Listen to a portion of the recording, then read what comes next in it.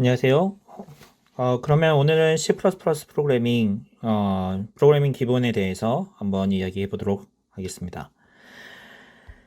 자, 오늘 강의 내용은 C++ 프로그래밍의 개요에 대해서 좀 설명을 해보고요. 그 다음에 변수, 값, 상수, 그리고 토큰과 주석, 자료형, 그리고 호목에 대해서 숙제에 대해서 설명해 보도록 하겠습니다. 교과서 범위는 뭐 2장의 C++ 프로그래밍 기본을 여러분들이 살펴보시면 되겠습니다. 자, C++ 프로그램의 개요입니다. 먼저 우리가 프로그래밍에 대해서 공부한다고 하면 이제 프로그램을 어떻게 작성하는지에 대해서 생각해 볼 필요성이 있을 겁니다. 자, 그러면 우리 가장 간단하게 생각해 보면은 이제 첫 번째 프로그램, 첫 번째 소스 코드에 대해서 한번 생각해 볼 수가 있을 겁니다. 자, 첫 번째 프로그램 이렇게 살펴보면요. 인티저 메인 이렇게 있고, 그 다음에 샵 인클루드 iostream이라는 것도 이렇게 있고요. 이렇게 있고요. 인티저 메인이라는 부분도 있고, std라고 이렇게 써 있는 이렇게 문장도 이렇게 있고, 리턴 제로 이렇게 커리 브레이시스라고 이 얘기는 중괄호죠. 이런 것도 있습니다. 뭐 여기 보니까 stdendl 이런 것도 이렇게 있네요. 자, 이 구성 요소들을 하나하나 이제 뜯어 봤으면 좋겠습니다. 자, 일단 여러분들이 C 프로그래밍을 이미 들었다, 이미 어느 정도 그 지식을 가지고 있다고 가정했을 때, 우리 C하고, C 프로그래밍이죠. 프로그래밍하고 C++하고의 이제 비교를 해보는 게 이제 좋습니다. 자, 일단은 여러분들 C 프로그램이다 이렇게 이야기하면 이 C 프로그램은 printf 이렇게 돼 있고 C++에서는 cout이라는 것을 사용하는데요. 자, printf 이렇게 이야기하는데 이 print라고 돼 있죠. 프린트 여러분들 인터넷에 한번 검색해 보면은요 출력한다 이렇게 되고요. 우리가 뭐 평소에 많이 사용하는 프린터도 이렇게 생각해 보면은 프린트인 거죠. 프린트에다가 프린터 이렇게 생각해 보면 프린트에다가 더하기 er 붙어가지고 프린터가 되는 거잖아요. 그래서 출력하는 기기, 출력 기기가 되는 거죠. 자, 여러분들이 그 온라인 수업을 하다 보니까 여러분들이 좀 더 수월하게 수업을 듣기 위해서는 제가 하나하나 다 이야기를 해주고 그다음에 그 좀 더 친절하게 설명해 주는 것이 필요할 거라고 봅니다. 그래서 여러분들이 이 내용들이 너무 뻔한 얘기는 안 했으면 좋겠다라고 여러분들이 카톡에다가 이제 이야기를 해주면 혹은 개인톡으로 저한테 이야기를 해주면 제가 불필요한 거 혹은 너무 쉬운 것들은 넘어가도록 하겠습니다. 제가 여러분들이 어떤 상황인지 모르니까 여러분들 아무것도 모른다. 그리고 정말 기본적인 거부터 다 가르쳐 준다 생각하고 진행을 할 거거든요. 그리고 또 동영상 강의다 보니까 여러분들이 불필요하다 생각되면은 이제 빨리 넘어갈 수도 있어서 최대한 여러분들이 많은 정보들을 주면은 좋을 거라고 생각이 돼서 그렇게 진행하려고 하고 있습니다. 뭐 말씀드린 것처럼 좀 아니다 싶으면 여러분들 카톡으로 언제든지 가감 없이 이야기를 해줬으면 좋겠습니다. 자, F 이렇게 있죠. F 이거는 펑션입니다. 자, 이 펑션이라고 하면은 우리가 함수 이렇게 이야기를 하죠. 자, 이 함수 이렇게 이야기를 하면은요. 여러분들이 볼 수 있는 게 이 함수라는 게 우리가 어디서 배웠나요? 우리 배운 거 한번 생각해 보면 이 함수라는 거는 수학에서 처음 용어를 들었을 겁니다. 자, 이 함수라는 게 왜 우리가 함수라는 것을 했을까? 함수라는 이름을 붙였을까? 이렇게 생각해 볼 필요성이 있을 겁니다. 자, 일단은 제가 한번 봐보도록 하죠. 자, 새로운 페이지 제가 하나 만들어가지고 설명을 좀 해봤으면 좋겠습니다. 자, 함수다, 라고 이야기하고요. 여러분들이 이 함수에 대해서, 중학교 때 수학, 좀 참고로 이렇게 이야기하면, 이 프로그래밍을 잘 하고 싶다. 이렇게 이야기하면요. 여러분의 특별한 도메인을 공부하지 않고 그 도메인에 대한 그러니까 여러분들이 수학을 요구하는 분야의 프로그래밍을 하지 않는 이상은 여러분들이 수학을 정말 조금만 공부하면 됩니다. 자, 그게 뭐냐? 어떤 수학을 공부하면 되느냐? 여러분들 집합과 명제, 그리고 뭐 자연수, 함수, 뭐 집합과 명제와 관계와 함수 정도. 자, 이제 한번 써볼게요. 다시 한번 정리를 하면은 여러분들이 프로그래밍을 잘 하고 싶다. 프로그래밍을 하고 싶다. 이 프로그래밍을 위해서 여러분들이 기초적으로 알고자 하는 것들이 필요할 겁니다. 기초라고 이야기하면 이 기초 이렇게 이야기하면은 수학이 필요해요. 그런데 수학을 잘하면 프로그래밍도 잘할 수 있고요. 그렇다고 해서 수학을 잘한다고 해서 프로그램을 또 잘하는 거 이야기하기가 또 어렵습니다. 되게 말이 안 맞죠. 자, 그러면 이 수학에서 우리가 필요로 한 것들을 좀 생각해 볼 필요성이 있습니다. 자, 그러면 우리 수학 여러분들 맨 처음에 수학을 배우는 거 이렇게 생각해 보면은 무엇을 배우느냐면요. 집합을 배워요.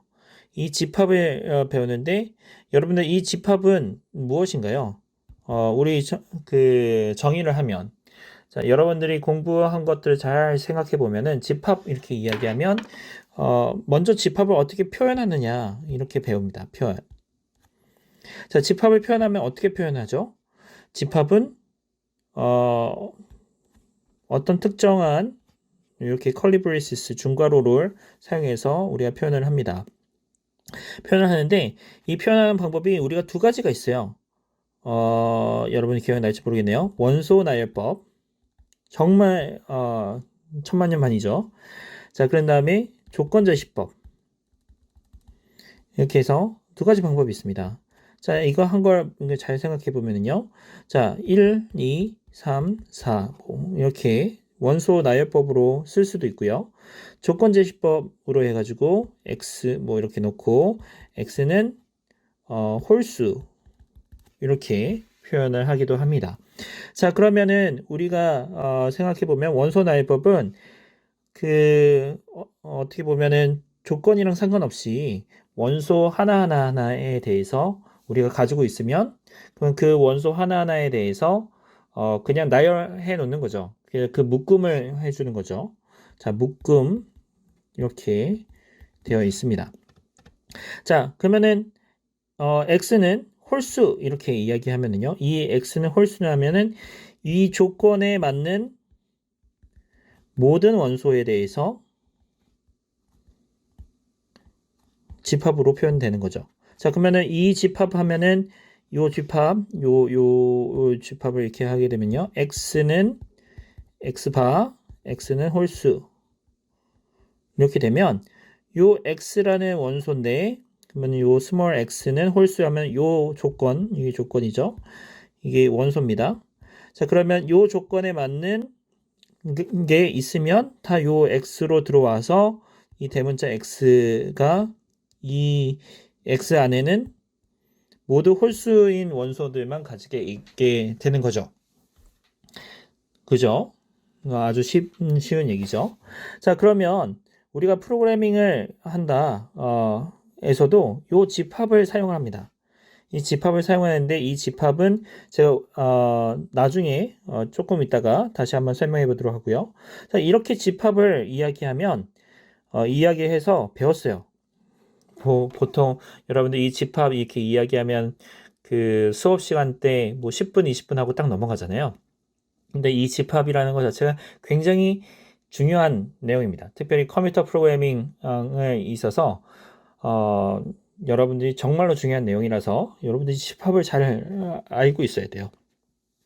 자, 집합에 대한 표현들 이렇게 이야기한 다음에 이 집합에 대한 표현 다음에 우리가 공부한 걸 생각해 보면 집합과의 관계를 이야기합니다. 집합과의 관계를 이야기하죠. 그래서 교집합, 그다음에 뭐 합집합 이런 것들을 배우지 않아요? A 교집합 B는 C 이렇게 하기도 하고요. 그다음에 뭐 A 합집합 B는 뭐 D 뭐 이런 식으로 이렇게 표현하기도 하죠. 자, 이렇게 표현해 준 다음에 집합에 대해서 조건제시법을 쓰고 그다음에 원소나해법을 써가지고 집합에 대해서 표현하는 거 했고 그다음에 집합과 집합과의 관계로 해서 교집합, 합집합, 뭐 멱집합, 영어로 이야기하면은 파워셋이죠. 그래서 집합인데 근데 집합을 원소로 가지는 집합이죠. 이것도 굉장히 중요한 개념입니다. 멱집합. 네. 여러분들 중학교 때 기억을 돌려가지고 한번 사용해 봤으면 좋겠어요. 중학교 수학이라고 이야기했는데 제가 공부했을 때랑 또 많이 달라져가지고 교육과정이 바뀌어가지고 또 바뀌었을 수도 있습니다. 교수님 거짓말 했네 이렇게 하지 마시고 집합과 집합과의 관계입니다. 자, 그런 다음에 여러분들이 또 보면 집합과 집합과의 관계를 한 다음에 우리가 또 공부했던 게 뭐였냐면 명제예요. 이 명제 이렇게 이야기하면 우리가 공부하는 게 무엇이 있나요? x는 명제니까 명제는 이런 거 있었죠. 비가 지금 비가 온다. 이런 게 있었잖아요. 자, 지금 비가 온다. 이렇게 하면 참이냐, 거짓이냐. 이런 거를 했었죠. 참이냐, 거짓이냐. 그러면은 지금 비가 오면 참이고 지금 비가 오지 않으면 거짓이다. 이렇게 했죠. 사실 지금 제가 얘기한 거는 수로 논리에 조금 가깝습니다. 그래서 이 명제인데 이거를 프로포지션이라고 이야기합니다. 영어로. 명제인데 이 명제 이렇게 이야기하면 좀 더 사람은 죽는다. 이렇게 돼 있죠. 자, 이거 그러면은 사람은 죽는다. 참인가요? 거짓인가요? 참이죠.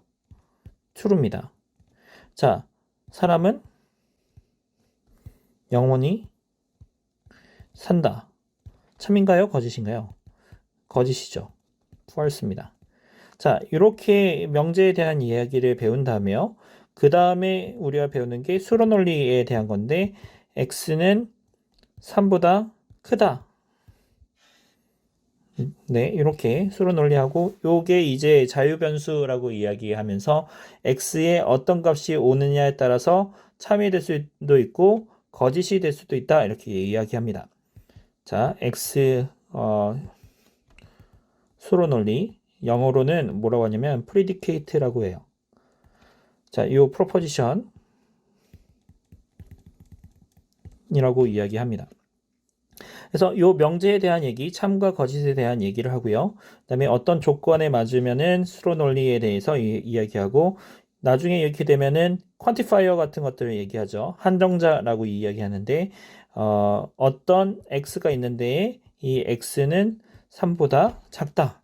라고 하면은 3보다 작은 어떤 원소가 있으면 그러면은 참이 되고 그렇지 않으면 거짓이 됩니다. 자, 지금 이야기하면 제가 되게 중요한 이야기를 했는데 자, 어떤 x가 있는데 그 x가 3보다 작다. 그러면 어떤 집합의 원소가 있는데 이 집합의 원소 중에 어떤 원소가 3보다 작으면 참이고 그렇지 않으면 거짓이다. 라고 이야기를 합니다. 자, 이거 아주 간단하잖아요. 중학교 때 배웠던 거잖아요. 보통 수학 포기했다 이렇게 이야기하더라도 여기까지는 수학 포기하지는 않아요. 그죠? 자, 이렇게 이야기하고 여러분들이 수학을 좀 더 보면은 이제 어떤 얘기가 나오냐면 그 x하고 y하고 수로 논리가 나온 다음에 그 다음에 원래 수학에서 이렇게 보게 되면 이제 자연수가 나와요. 자연수. 자, 자연수가 나오는데 이 자연수가 나오기 전에 이 그 오퍼레이터를 배우죠. 연산자 개념을 배웁니다. 자, 연산자 개념을 배우는데 여러분들 이 연산자 요거 기억나나요? 이렇게 동그라미 하나 이렇게 있는 거. 그래서 A 동그라미 B 이렇게 했을 때 여기에서 나오는 개념이 항등원, 역원 이런 거 나옵니다. 여러분들 기억이 날지 모르겠어요. 자, 정말 오랜만에 듣는 얘기들이죠. 항등원, 역원 이렇게 이야기를 합니다. 자, 그 다음에 여기서 나오는 개념이 닫혀 있다. 이렇게 돼요. 어떤 집합에 닫혀 있다 이렇게 하죠. 좀 더 자세히 적으면 어떤 연산자는 어떤 집합에 닫혀 있다. 이런 얘기를 배웁니다. 닫혀 있다라는 개념을 배워요. 그래서 연산을 한 다음에 연산자를 사용한 다음에 어떤 집합에 닫혀 있다 이렇게 하면은 A라는 집합에서 똑같이 A라는 집합에 이 오퍼레이터를 적용했더니 요게 보니까 A라는 집합의 원소로 들어가 있더라. 이거죠. 네. 자, 그러면 요거는 닫혀 있다 이렇게 되는 거고요. 요 다음에 우리가 배우는 게 뭐냐면 관계에 대해서 배웁니다. 릴레이션이라고 하죠. A 집합과 B의 집합을 얘기하고요.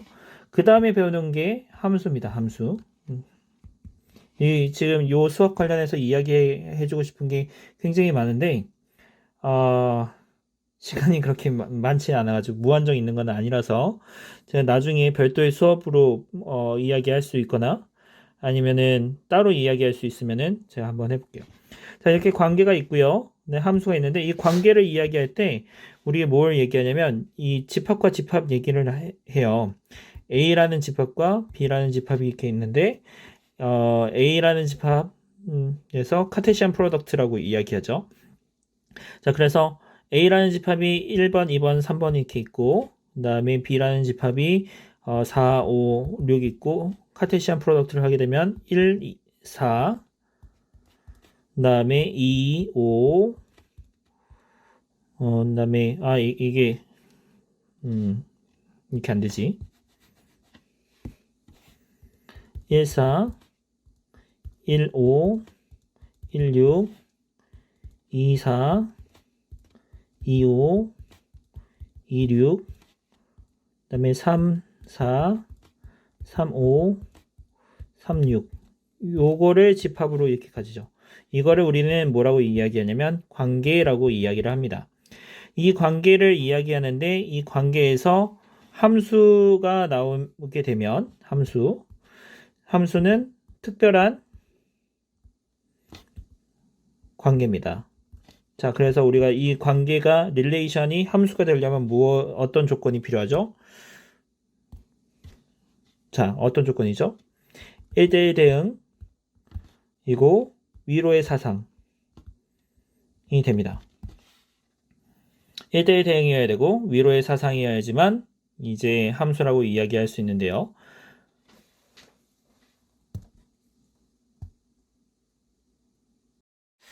자, 그러면은 위로의 사상, 함수라고 이야기할 수 있는 거를 생각해 봐가지고요.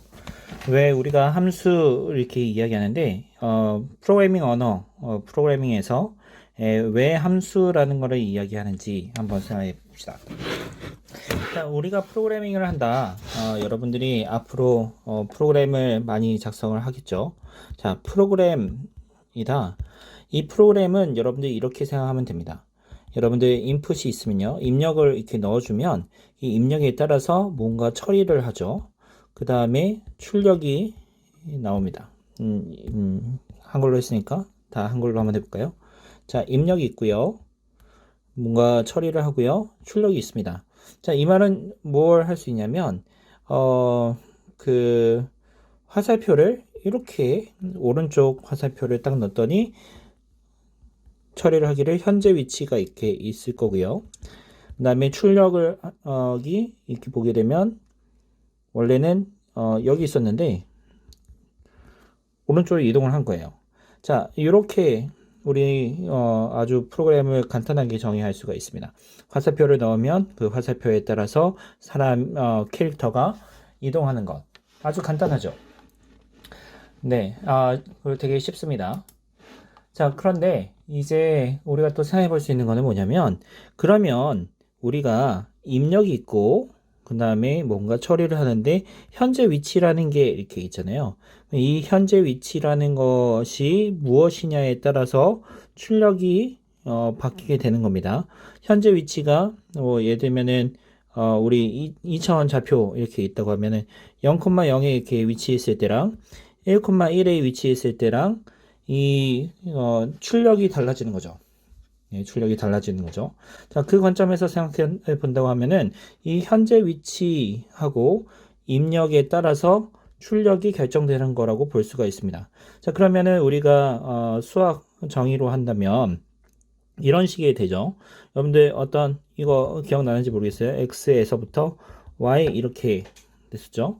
그래서 앞에서 얘기했던 1대1 대응이랑 위로의 사상 이야기하면 x에 있는 모든 원소 x1부터 xn까지 있고 y에 있는 모든 원소 y1부터 yk까지 뭐 이렇게 있다고 했을 때 복습을 하자면 x에 있는 모든 원소가 1대1로 다 대응되어야지만 되고 x에서 이렇게 가는 거는 없다.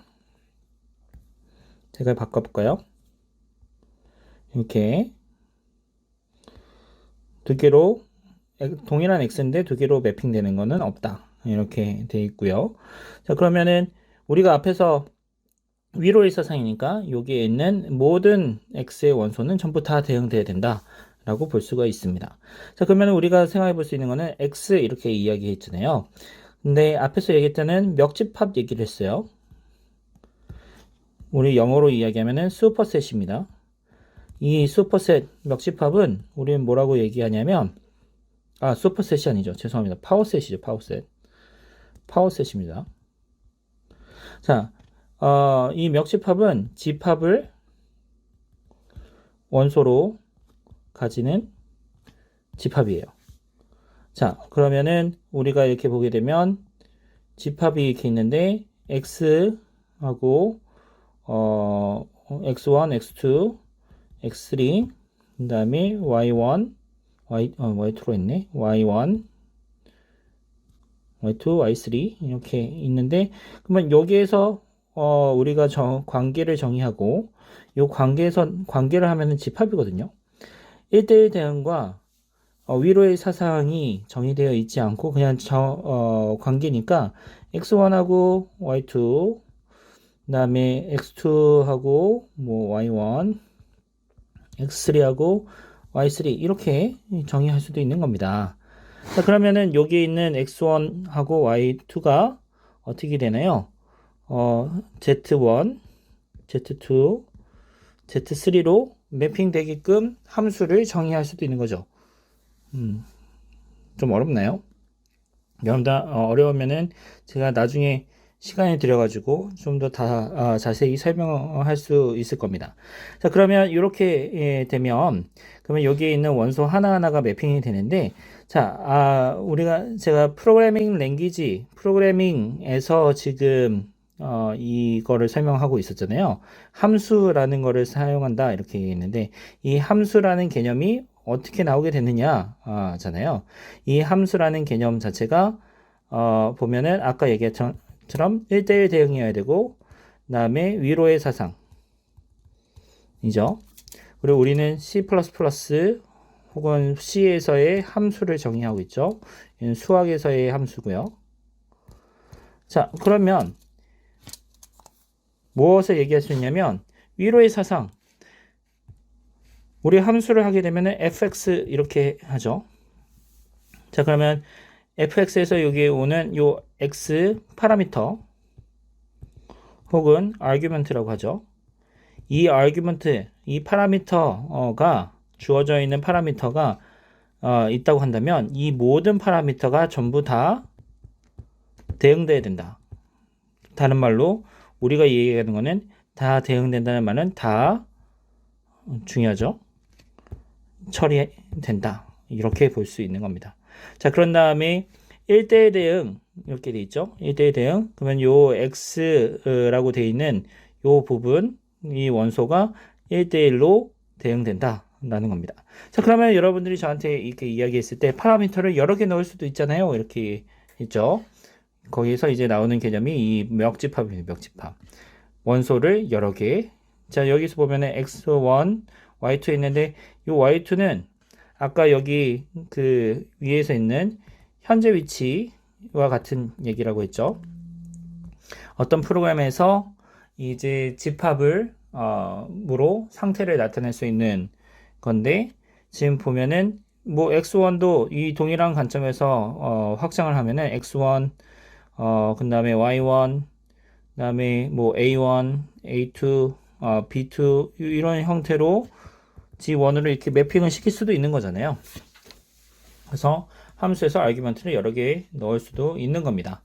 다시 수학에서의 함수는 1대1 대응, 위로의 사상 이렇게 이야기하는데 C++의 함수는 동일하게 수학에서 우리가 정의하고 있는 함수하고 동일하게 1대1 대응하고 위로의 사상으로 정의를 한다.